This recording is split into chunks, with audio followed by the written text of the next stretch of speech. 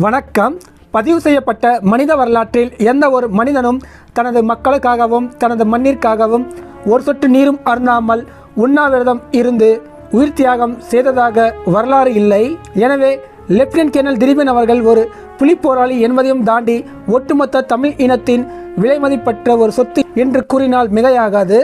அப்படிப்பட்ட திலீபன் அவர்களுக்கு இந்த உண்ணாவிரத போராட்டம் பற்றிய ஐடியா எப்படி எப்பொழுது வந்தது என்பதையும், அவரது வரலாறு என்ன, அவரது வரலாற்று உண்ணாவிரத போராட்டம் எப்படி துவங்கி எப்படி முடிந்தது என்பதையும், யாழ் மாவட்ட அரசியல் துறை பொறுப்பாளராக அவர் செய்த சாதனைகள் என்னென்ன, இந்திய தூதர் தீக்ஷித் அவர்கள் ஏன் அவரை சந்திக்க மறுத்தார் என்பதையும், 12வது நாள் திலீபன் அவர்களது வீரச்சாவுக்கு யாழ்ப்பாண மக்கள் எப்படி ரியாக்ட் செய்தனர், அவரது வீரச்சாவுக்கு பின் தலைவர் வெளியிட்ட அறிக்கை என்ன போன்ற பல விடயங்களை இந்த வீடியோவில் பார்க்கலாம். ஸோ இந்த வீடியோவை கடைசி வரை முழுசாக பாருங்கள். இந்த வீடியோ பிடிச்சா லைக் பண்ணுங்கள். சேனலை இதை நீங்கள் சப்ஸ்கிரைப் பண்ணிடுங்க. இந்த வீடியோவில் நான் குறிப்பிடும் தகவல்கள் அனைத்தும் தியாகி திலீபன் அவர்களோடு 12 நாளும் தியாக பயணத்தில் அவரோடு இருந்த மூவே யோ வாஞ்சிநாதன் அவர்கள் எழுதிய திலீபனுடன் 12 நாட்கள், திலீபம், முன்னாள் இந்திய தூதர் தீக்ஷித் அவர்கள் எழுதிய அசைன்மெண்ட் கொலம்போ ஆகிய நூல்கள் மற்றும் திலீபன் அவர்களுடைய நெருங்கிய நண்பரும் முன்னாள் போராளியுமான ராஜன் அவர்களின் பதிவிலிருந்து எடுக்கப்பட்டவை. பார்த்திபன் என்ற இயற்பெயர் கொண்ட லெப்டினன்ட் கேர்னல் திலீபன் அவர்கள் 1963ஆம் ஆண்டு நவம்பர் மாதம் 29ஆம் தேதி யாழ்ப்பாணத்தில் உள்ள ஊரலுவில் பிறந்தார். ஓய்வு பெற்ற ஆசிரியர் நாகலிங்க ராசையா அவர்களுக்கு கடைசி மகனாக திலீபன் அவர்கள் பிறந்தார். இவருக்கு இளங்கோ, தம்பி அசோகன் ஆகிய 3 மூத்த சகோதரர்கள் இருந்தனர். திலீபன் அவர்கள் பிறந்து 9வது மாதத்தில் தனது தாயாரை இழந்தார். யாழ்ப்பாண இந்து கல்லூரியில் தனது படிப்பை தொடர்ந்த திலீபன் அவர்கள் 1982ஆம் ஆண்டு கல்வி பொதுத்தர உயர்தர பரீட்சையை திறமையாக எழுதி யாழ் பல்கலைக்கழக மருத்துவ பீடத்திற்கு தேர்வானார். தனது பள்ளி பருவத்தில் சிறந்த சதுரங்க வீரனாக விளங்கிய திலீபன் அவர்கள் மாவட்ட அளவில் சிறந்த சதுரங்க வீரனாக 4 முறை தேர்வு செய்யப்பட்டார். அதனுடன் விளையாட்டுக் குழுவின் தலைவனாகவும் விளங்கினார். 1983ஆம் ஆண்டு நடந்த கருப்பு ஜூலைக்கு பின் அவரது மனம் தவித்தது. தனது மருத்துவ படிப்பை உதறி தள்ளிய திலீபன் அவர்கள் ஆயிரக்கணக்கான தமிழ் இளைஞர்கள் போலவே அதே ஆண்டு தன்னை இயக்கத்தில் இணைத்து கொண்டார். ஆரம்பத்தில் கேப்டன் பண்டிதர் அவர்களுடன் இணைந்து பிரச்சார வேலைகளை கவனித்து வந்தார். பின்பு மானிப்பாய், வட்டுக்கோட்டை பகுதியில் பிரச்சார பொறுப்பாளராக நியமிக்கப்பட்டார். 1983ஆம் ஆண்டு இறுதி கால பகுதியில் தமிழ் பகுதியில் பிரச்சார வேலைகளில் ஈடுபட்டிருந்த புலிகளுக்கு தலைக்கு மேல் இராணுவம் உட்பட பல வழிகளில் ஆபத்து இருந்தது. இவைகளில் எல்லாம் எதிர்நீச்சல் போட்டு தன் பணியில் வெற்றி கண்டவர்தான் திலீபன் அவர்கள். பின்பு அன்றைய யாழ் மாவட்ட தளபதியாக இருந்த கேர்னல் கிட்டண்ணா அவர்கள் யாழ் மாவட்ட அரசியல் துறை பொறுப்பாளராக திலீபன் அவர்களின் பெயரை தலைவருக்கு பரிந்துரை செய்தார். திலீபன் அவர்கள் அந்த பொறுப்புக்கு நியமிக்கப்பட்ட பின் புலிகளின் வரலாற்றில் ஒரு புதிய அத்தியாயம் ஆரம்பமானது.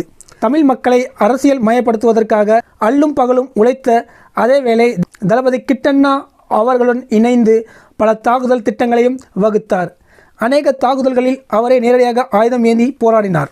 அந்த காலகட்டத்திலே புலிகளுக்கு ஈழ மக்கள் மத்தியில் மாபெரும் செல்வாக்கு இருந்ததற்கு காரணம், புலிகள் மக்களை காப்பாற்றுவது மட்டுமல்ல, எந்த சிக்கலான சமூக பொருளாதார பிரச்சனை ஆனாலும் புலிகளின் அரசியல் பிரிவு தலைவர் திலீபன் அவர்களால் நிச்சயமாக தீர்க்கப்படும் என்ற உயர்ந்த நம்பிக்கையாலும் ஏற்பட்ட செல்வாக்குதான் அது. ஏனெனில் அந்த காலகட்டத்தில் சிக்கலான பல பிரச்சனைகளை பொதுமக்கள் மத்தியில் தீர்த்து வைத்திருக்கிறார் திலீபன் அவர்கள். உதாரணமாக 1986ஆம் ஆண்டு அச்சுவெளியில் ஏற்பட்ட ஒரு சில பூசல் காரணமாக மினி பஸ் உரிமையாளர்கள் ஒரு வாரமாக பஸ்களை ஓட விடாமல் வழிமறிப்பு போராட்டம் நடத்தி வந்தனர். இதனால் மக்கள் மிகுந்த துன்பப்பட்டனர். அப்பொழுது திலீபன் அவர்கள் தனக்கே உரிய புன்முறுவலுடன் பேசி 2 மணி நேரத்தில் பஸ்களை ஓட செய்தார்.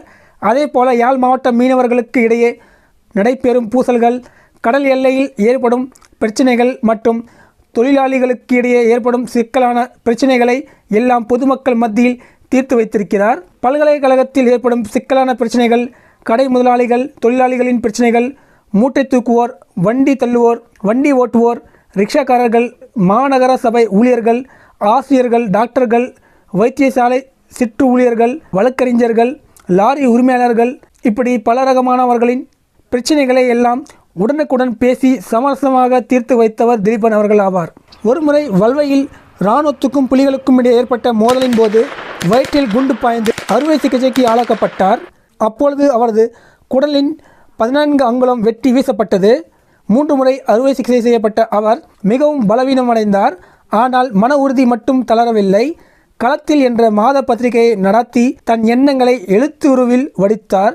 இயக்க கொள்கைகளை மிக எளிதாக மக்களுக்கு விளங்க வைத்தார்.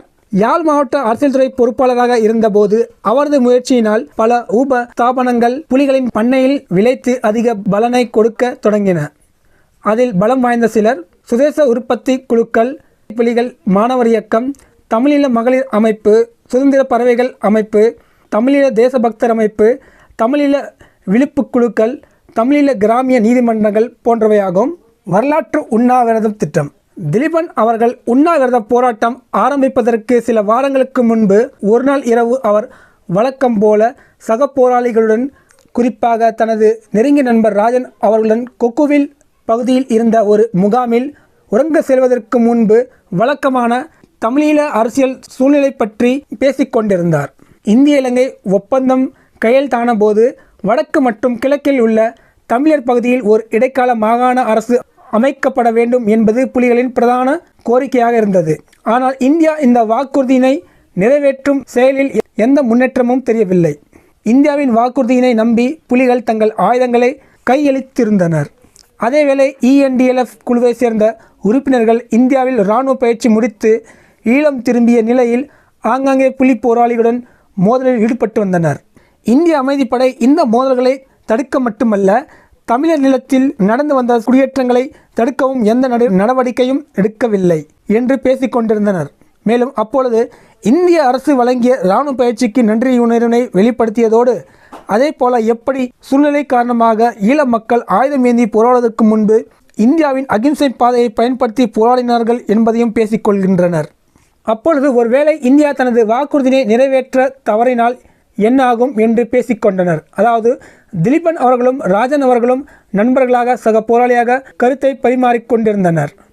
அந்த நேரத்தில் தான் திலீபன் அவர்கள் தான் உண்ணாவிரதம் இருக்கப் போவதாக கூறினார். அதன் ஊடாக இந்திய அரசை தமிழர்களுக்கு அளித்த வாக்குறுதிகளை நிறைவேற்ற வலியுறுத்த எண்ணினார்.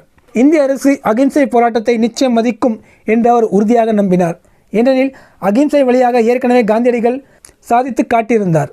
அடுத்த நாள் காலை 8 மணிக்கு திலீபன் அவர்கள் தனது சிவப்பு 200 ஹோண்டா மோட்டார் சைக்கிளில் ராஜன் அவர்களை அழைத்து கொண்டு திரு மாஸ்டர் அவர்களின் வீட்டுக்கு செல்கிறார்.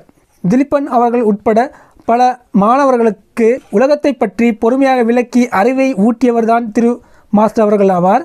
திரு மாஸ்டர் அவர்களிடம் ஒரு அரசியல் சூழ்நிலையை ஆராய்ந்து அதற்கான முடிவு இதுதான் இருக்கும் என்று துல்லியமாக கணிக்கக்கூடிய அறிவாற்றல் இருந்தது.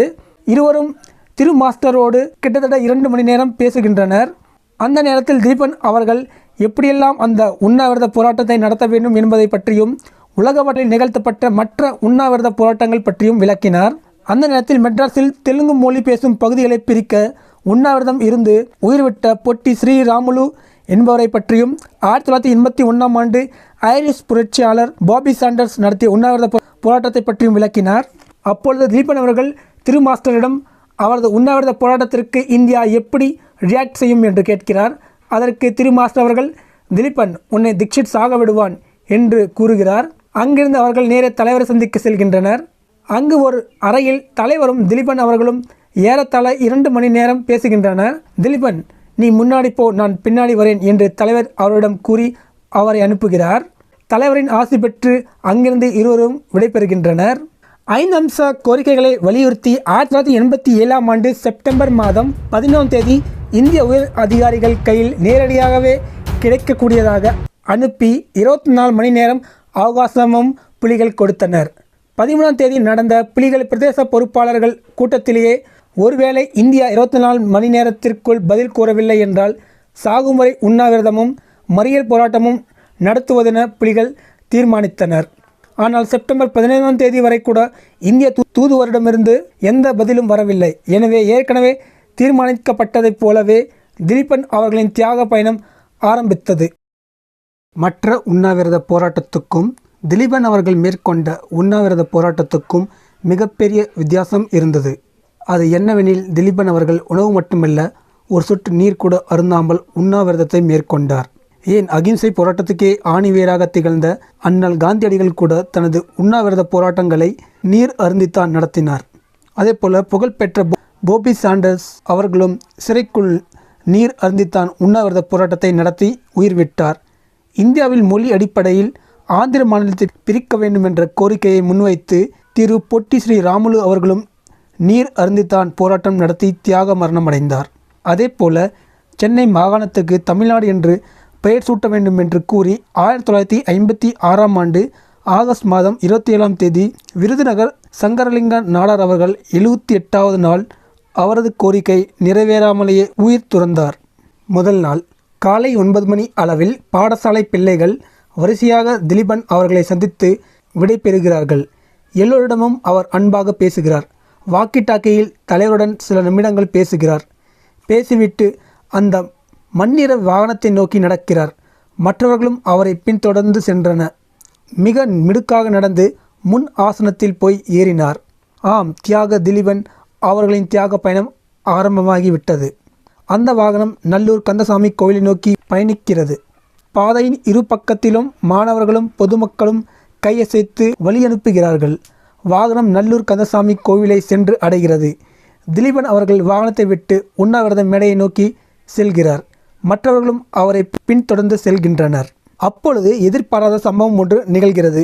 வயதான ஒரு அம்மா, தள்ளாத சிவந்த நிற மேனி, பழுத்த தலை, ஆனால் ஒளி தவழும் கண்களில் கண்ணீர் மல்க திலீபன் அவர்களை மறித்து தன் கையில் சுமந்து வந்த அர்ச்சனை தட்டில் இருந்து நடுங்கும் விரல்களால் திருநீற்றை எடுத்து திலீபன் அவர்களின் நெற்றியில் பூசுகிறார். அதாவது வீரத்திலகமிடுகிறார் அந்த தாய். தாயற்ற திலீபன் அவர்கள் அந்த தாயின் பாச உணர்வில் மூழ்கி போனார். சுற்றி இருந்த கேமராக்கள் அனைத்தும் அந்த காட்சியை கிளிக் செய்கின்றன. காலை 9:45 அளவில் திலீபன் அவர்கள் உண்ணாவிரத மேடையில் நாற்காலியில் அமர வைக்கப்படுகிறார்.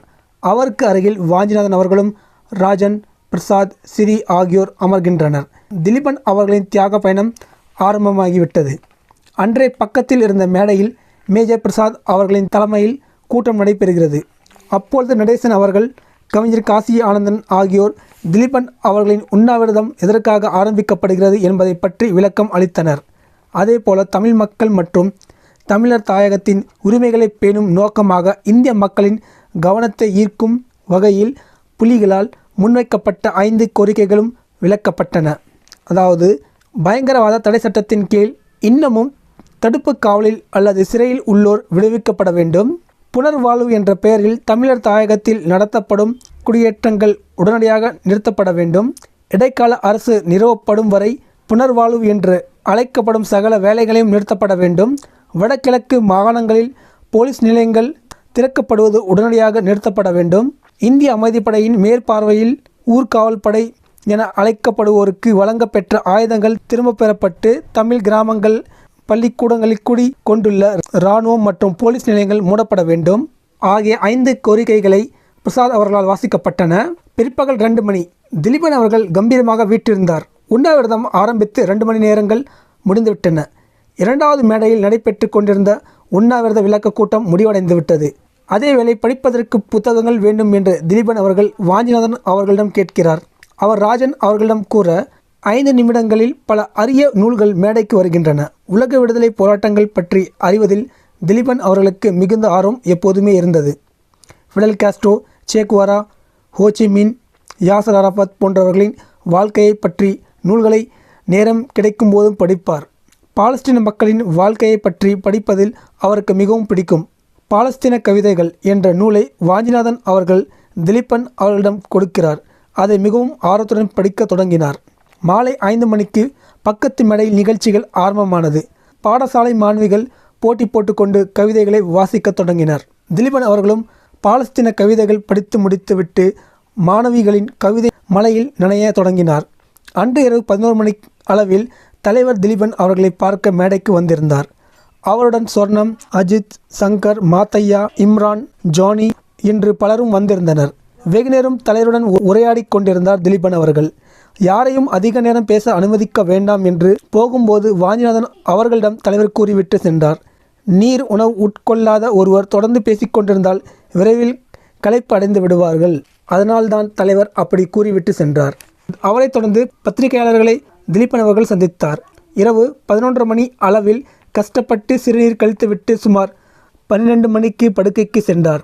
அவர் ஆழ்ந்த உறங்க தொடங்கிய போது மணி 1:35 அவரது நாடித்துடிப்பை வாஞ்சிநாதன் அவர்கள் கணிக்கிறார். நாடித்துடிப்பு 88, சுவாச துடிப்பு 20. வாஞ்சிநாதன் அவர்களும் ராஜன் அவர்களும் அவர் பக்கத்திலே படுத்து கொண்டனர். மேடையின் மறுபுறத்தில் இரு நவீன்களும் படுத்து கொண்டனர். மேடைக்கு முன்பாக மகளிர் அமைப்பு உறுப்பினர்களும் பொதுமக்களும் கொட்டக்கண் விழித்து கொண்டிருந்தனர். திலீபன் அவர்களின் இறுதி நாட்களில், அதாவது அவர் மரணத்தின் வாயிலை அண்மித்த வேளையில், பலாலி விமான தளத்தில் இந்திய அமைதிப்படையின் தலைமை செயலகத்தில் தலைவரும் அன்டன் பாலசிங்கம் அவர்களும் பலமுறை தீக்ஷித் அவர்களை சந்தித்தனர். அப்பொழுது திலீபன் அவர்களை சந்தித்து ஆறுதல் மொழி கூறுமாறு வேண்டிக் கொண்டனர். ஆனால் தீக்ஷித் அவர்களோ அதற்கு மறுத்துவிட்டார். இந்த உண்ணாவிரத போராட்டத்திற்கு பின்னணியில் ஒரு சூழ்ச்சிகரமான சதி இருக்கலாம் என்று அவர் கருதினார். இந்த விடயம் பற்றி அவர் தனது நூல், அதாவது அசைன்மெண்ட் கொழும்போவில் பின்வருமாறு பதிவு செய்கிறார்.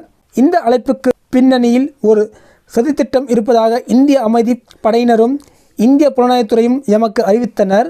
இத்திட்டத்தின்படி திலீபன் உண்ணாவிரதம் இருந்த நல்லூர் கந்தசாமி கோயிலுக்கு என்னை அழைத்து சென்று அங்கு இந்தியாவுக்கும் இந்திய இலங்கை ஒப்பந்தத்திற்கும் எதிராக பெரிய அளவில் ஆர்ப்பாட்டங்களை நிகழ்த்தி அங்கு பகிரங்கமாக எனது வேண்டுகோளை நிராகரித்து இந்திய தூதரின் முயற்சி தோல்வியில் முடிந்ததாக விளம்பரம் செய்வதுதான் நோக்கம். இந்திய அரசாங்கத்தை இப்படியான அவமானப்படுத்துவதற்கு இடமளிக்கக்கூடாது என்று நான் உறுதியாக முடிவெடுத்தேன் என்று பதிவு செய்கிறார். ஆனால் இவ்வாறு எந்த திட்டமும் புலிகளிடம் இல்லை என்பதுதான் உண்மை என்று அன்டன் பாலசிங்கம் அவர்கள் பதிவு செய்கிறார். அதாவது இது தீக்ஷித் அவர்களின் கற்பனை உலகில் உதித்த சிந்தனை மட்டுமே என்று அவர் கூறுகிறார்.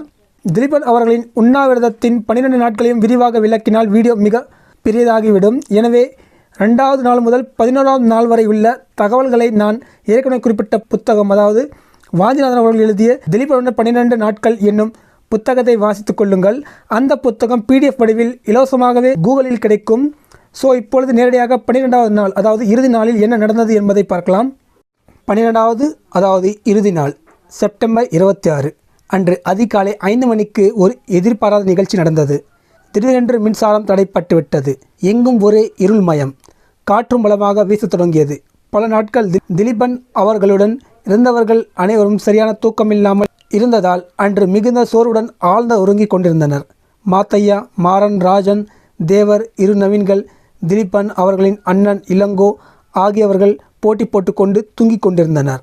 மேடைக்கு முன்பே அமர்ந்த ஒருவர் வாஞ்சிநாதன் அவர்களை தட்டி எழுப்பினார். வாஞ்சிநாதன் அவர்கள்தான் முதலில் திடுக்கிட்டு எழுகிறார். இருட்டில் என்ன செய்வது என்று தெரியாமல் நவீன் என்று அழைத்தபடி அவர் திலீபன் அவர்களின் கட்டிலில் கையை வைக்கிறார்.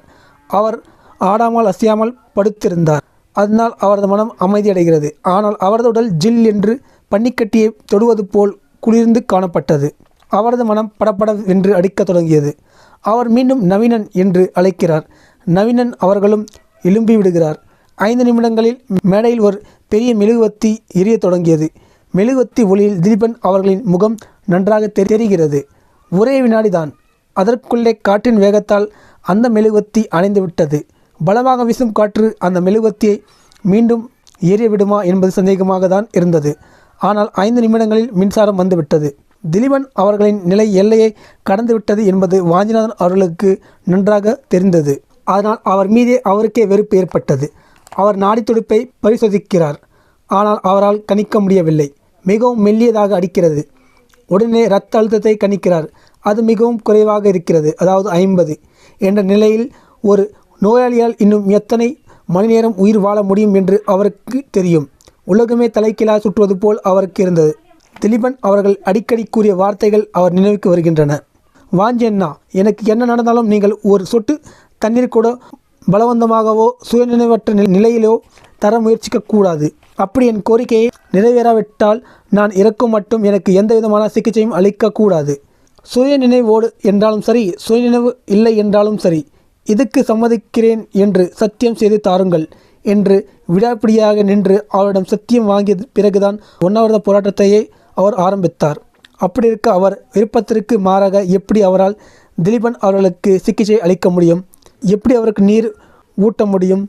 கடமை, கண்ணியம், கட்டுப்பாடு என்ற 3 முக்கிய பண்புகளை வேரூன்றி வளர்ந்த புலிகள் இயக்கத்தை சேர்ந்தவர் என்பதால் கட்டுப்பாடு என்ற நல்வழியிலே கொடுத்த சத்தியத்தை காப்பாற்றுவதற்காக திலீபன் அவர்களை தன் கண் எதிரிலே பலி கொடுப்பதை தவிர அவருக்கு வேறு வழி இல்லை.